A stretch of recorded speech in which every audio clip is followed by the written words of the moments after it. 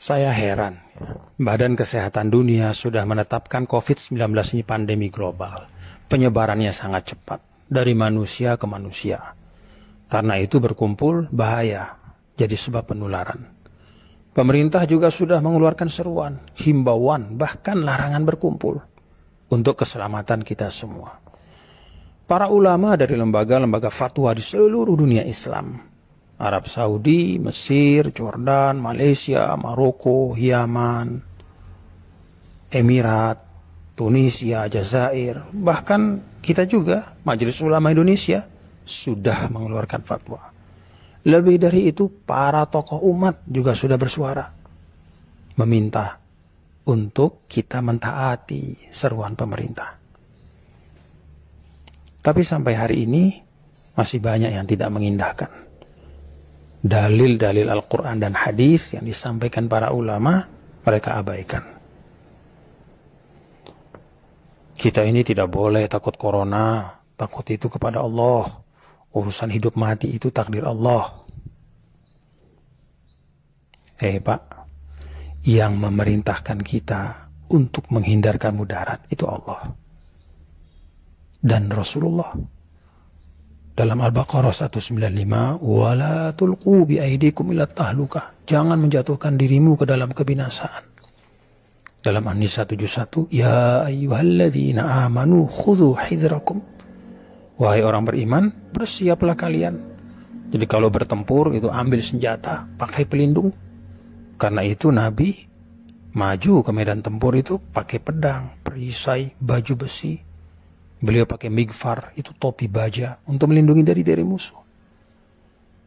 Apakah itu artinya Nabi kurang tawakal, takut kepada manusia, melebihi takut kepada Allah? Kan tidak. Saat hijrah, kalau kita lihat, Nabi juga perginya diam-diam, tengah malam, lewat jalan yang tidak biasa, supaya tidak ketahuan orang Quraisy, supaya nggak ketangkap. Apa itu artinya Nabi penakut? Pada saat penyakit menular, kata Nabi, firro minal majzum, firoroka minal asad. Hindari orang yang kena penyakit menular seperti engkau menghindari seekor singa. Jadi menghindarkan diri dari kebinasaan, dari penyakit, berikhtiar menghindar dari wabah, itu adalah perintah agama. Ada lagi yang bilang, tapi kan kita wajib makmurkan masjid. Sholat berjamaah di masjid. Pak, dulu ya, saat hujan deras saja, Rasulullah SAW minta panggilan sholat diubah. Shollu fi buyutikum. Sholatlah di rumah kalian. Nggak usah dulu berjamaah di masjid. Itu karena hujan, khawatir memberatkan. Ada lumpur. Apalagi ini wabah yang terbukti di seluruh dunia itu berpuluh-puluh ribu. Sebentar lagi ratusan ribu yang sudah meninggal. Ini tidak hanya urusan lumpur, ini bisa membahayakan nyawa. Ada lagi yang masih ngeyel, tapi sholat Jumat kan gak apa-apa, sekali seminggu, itu kan syiar. Pak, sholat Jumat itu juga boleh ditinggalkan karena uzur syar'i. Dulu saat musafir, Nabi tidak Jumatan. Padahal banyak sahabat sama Nabi, berpuluh-puluh, beratus-ratus. Beliau sholat zuhur, mengganti Jumat. Saat sakit, para ulama juga sepakat, Jumat itu bisa diganti dengan sholat zuhur. Nah sekarang ini fatwa sudah banyak, jelas, tegas. Untuk kemaslahatan umum, memutus rantai penyebaran wabah, menyelamatkan jiwa manusia. Apalagi penyakit ini kan ada yang disebut asimptomatik, nggak kelihatan gejalanya, padahal dia sudah bawa virus. Karena itu, mari kita ikuti fatwa para ulama kita, ikuti seruan pemerintah, dengar pendapat dari para ilmuwan. Saya malah bayangkan ya, ini orang-orang yang berkeras tetap Jumatan. Kalau mereka hidup sama Rasul dulu, mungkin Rasul SAW sendiri mereka lawan. Pada waktu musafir misalnya, ikut musafir sama Nabi, Nabi tidak sholat Jumat, mungkin mereka demo, protes sama Nabi. Kalau mereka dulu hijrah sama Nabi, mungkin mereka protes, kok Rasul pergi tengah malam, kok takut sama manusia.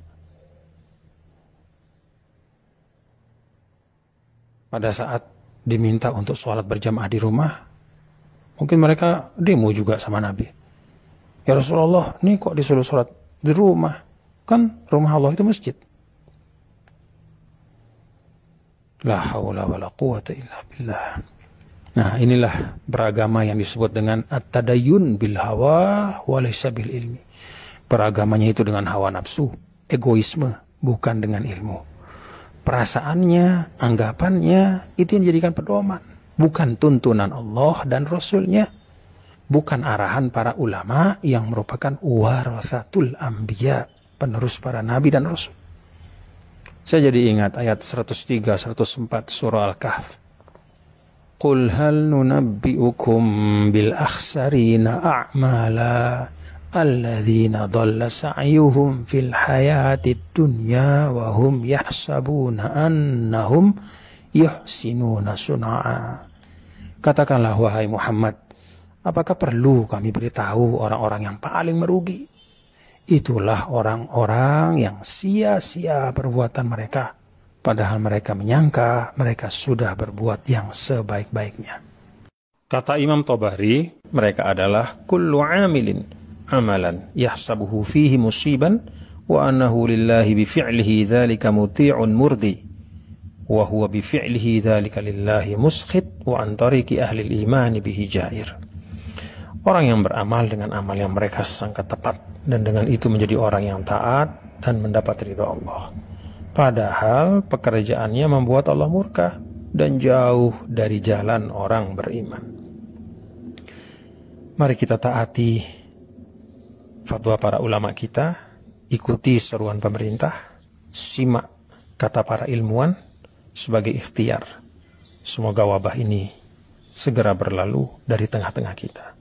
Sebelum saya akhiri, nih ada banyak yang bertanya. Tolong dengar dengan serius, ini serius. Ini banyak yang bertanya di medsos, supaya sekali jawab enak sini. Ustadz, bagaimana pendapat Ustadz tentang penutupan masjid selama PPKM di Jakarta? Satu, saya pengikut fatwa Majelis Ulama, bukan pribadi. Ustadz manapun saya lebih memilih Ustadz Majelis Ulama, bukan pribadinya.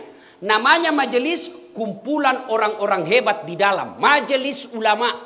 Di majelis itu ada ahli fikih, ada ahli sejarah, ada ahli bahasa, ada ahli filsafat, ada ahli sosial. Semua berkumpul, bermusyawarah dan memutuskan rumah ibadah di PPKM untuk sementara dianjurkan untuk tidak datang ke masjid. Tapi di Jakarta, bukan di Pindrang. Tidak semua masjid Indonesia ditutup, khusus Jakarta. Kenapa Jakarta? Terlalu banyak korban COVID. Maka Majelis Ulama menganjurkan untuk sementara beribadah di rumah. Tuh. Yang kedua, berkait ini. Bertanya, kenapa Pale masjid ditutup, pasar dibuka? Ya kan biasa kita bertanya begitu toh? Paham ima deceng. Paham dengan baik. Semua fungsi-fungsi masjid boleh dipindahkan dan dilakukan di rumah. Saya ulang, semua fungsi-fungsi masjid boleh dipindah ke rumah dan dilaksanakan di rumah. Apa maksudnya? Sholat berjamaah boleh di rumah. Berdoa boleh di rumah. Ngaji boleh di rumah. Zikir boleh di rumah. Tapi fungsi-fungsi pasar tidak bisa kau pindahkan ke rumah. Mau beli beras, tidak ada beras, beli kau di rumahmu. Cocok kok pak, belum berat kok. Habis gas, mau masak kebutuhan pokok, tidak ada. Kalau tutup semua, di mana ki beli? Dan tidak semua juga pasar dibuka, hanya pasar-pasar tertentu. Yang ketiga, Bapak Ibu saudara-saudara sekalian, bijaksana dalam menerima pesan-pesan media sosial. Karena ada pesan media sosial yang sentimen memang di-share saja yang benci-benci. Habis energi, habis tenaga hanya untuk berdebat. Yang keempat, kita berpesan kepada pemerintah untuk lebih serius lagi menangani COVID ini. Yang kelima, kepada saudara-saudara kami para pengusaha, kepada saudara-saudara kami para pengusaha, terutama mereka yang bergerak di bisnis alat kesehatan, tolong jangan jadikan COVID ini, jangan jadikan wabah ini sebagai ladang bisnis. Kami tidak pernah marah kalau kau bisnis ladang sawit. Kami ikhlas kamu berbisnis tambang. Tapi tolong jangan jadikan COVID ini sebagai ladang bisnis di antara kalian. Kasihan masyarakat kita. Mereka hilang nafkahnya, mereka hilang lapangan kerjanya, mereka hilang keluarganya. Lalu kau jadikan ini COVID sebagai ladang bisnis, demi Allah tidak berkah hidupmu sampai akhirat. Mudah-mudahan COVID ini segera berlalu.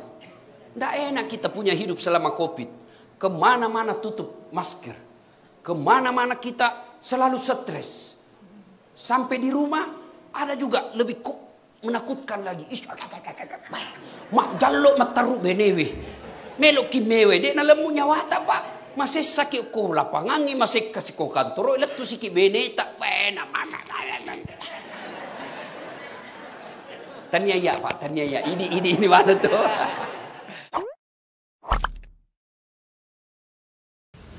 Siki wonge pada aneh. Nek masjid dibuka seluas-luasnya. Wonge pada ora jamaah, wonge ora pada mari masjid.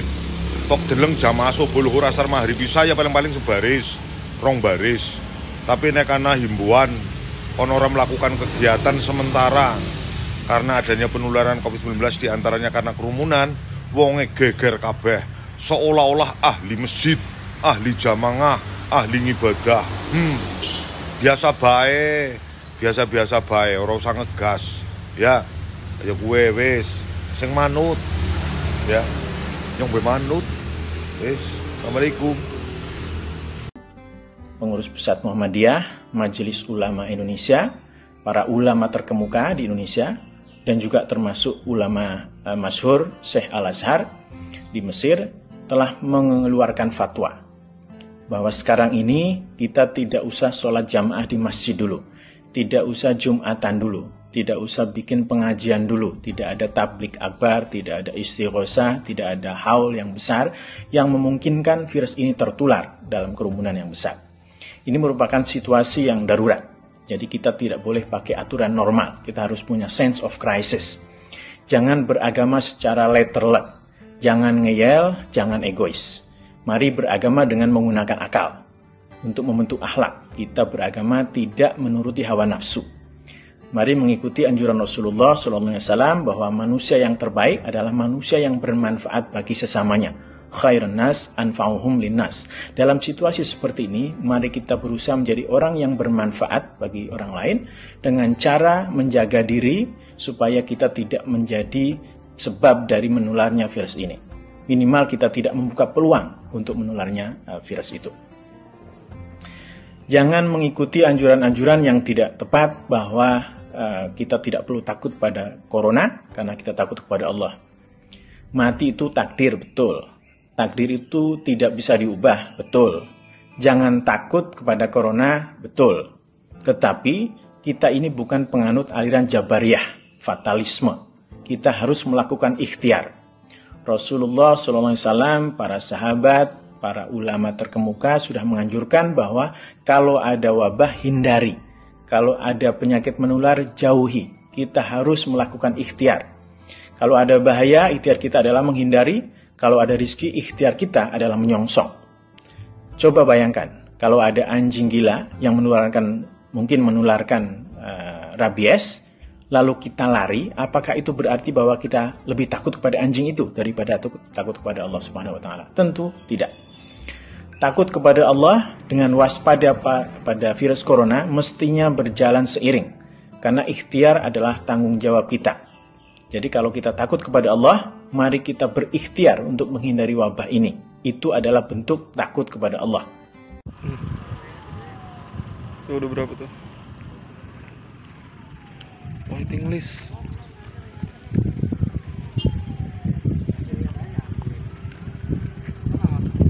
Masuk lagi.